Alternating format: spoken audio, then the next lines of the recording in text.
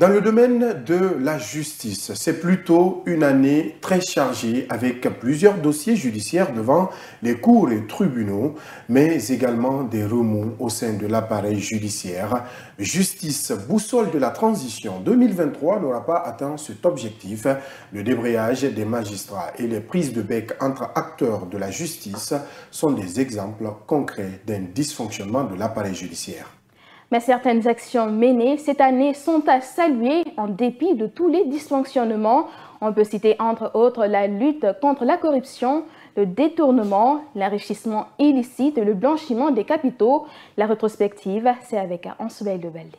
En 2023, le secteur de la justice a été marqué principalement par le débrayage des magistrats à travers l'Association des magistrats de Guinée. C'était au mois de septembre. Ces acteurs de l'appareil judiciaire étaient en bras de fer avec le garde des Sceaux, ministre de la Justice et des Droits de l'Homme. Tout est parti dans ce conflit d'une suspension du magistrat C. Avigami du tribunal de première instance de l'Abbé et du substitut du procureur de la même juridiction par Alphonse Salroït pour, dit-il, insuffisance professionnelle. La grève qui a duré plus de mois a connu la paralysie des activités dans les cours et tribunaux du pays. Les réclamations des magistrats étaient entre autres la levée des suspensions infligées aux magistrats et l'arrêt de l'immixtion des autorités dans les affaires judiciaires. Le tout pour une indépendance des magistrats.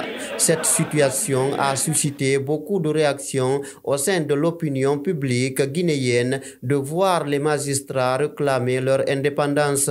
À la suite de cette crise, c'est aussi la colère du barreau de Guinée qui s'est invitée dans la danse. Pendant 2 semaines, les avocats ont cessé toute activité dans les cours et tribunaux pour dénoncer l'attitude du procureur du tribunal de première instance de Koya, Almami Sékou Camara, qui avait donné un coup à l'avocat Maître Fassine Silla au sortir d'une audience judiciaire.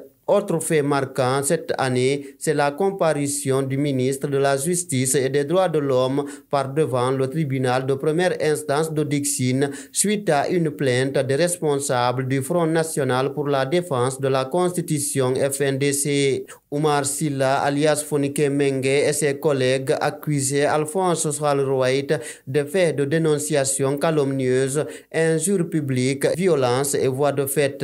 En 2023, à la CRIEF, Cour de répression des infractions économiques et financières, des dossiers judiciaires très brûlants ont été au rendez-vous. Surtout, les affaires des anciens dignitaires du régime d'Alpha Condé, Kassori Fofana, qui n'a pu être dans la salle d'audience pour des raisons de santé, ce malgré les multiples programmations de son dossier. Dans leur volonté et leur détermination à lutter contre la corruption, les autorités de la transition ne visent pas que les anciens dignitaires.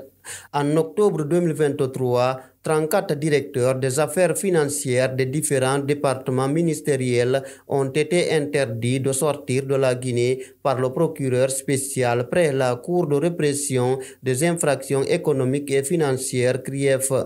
Ali Touré a enclenché cette procédure judiciaire suite à une dénonciation faite à cet effet. Dans le même cadre, c'est l'ex-ministre de la Santé et de l'Hygiène publique, Mamadou Pété Diallo, qui a été traduit à la CRIEF pour des faits présumés de corruption après son limogeage par le président de la transition. Pour le procès des événements du 28 septembre 2009 qui suit son cours normal au tribunal criminel de Dixine, on note la comparution de la centaine de victimes et présentement de la quarantaine de témoins.